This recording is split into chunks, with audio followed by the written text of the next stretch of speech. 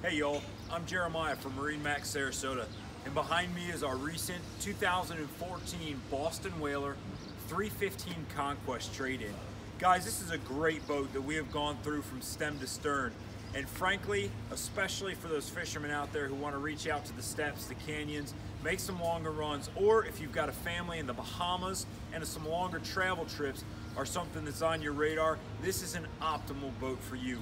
It's got the room to sleep 4 with a generator and air conditioning inside.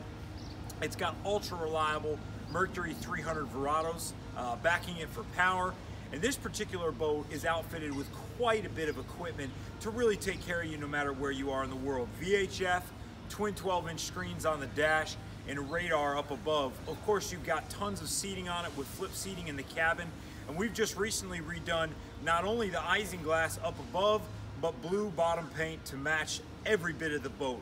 Guys, this is a truly fantastic 315 Conquest. If you're looking for something with tons and tons of capability and a little bit softer price tag, this is a great boat for you. Again, I'm Jeremiah from MarineMax Sarasota, and this is a 2014 Boston Whaler 315 Conquest.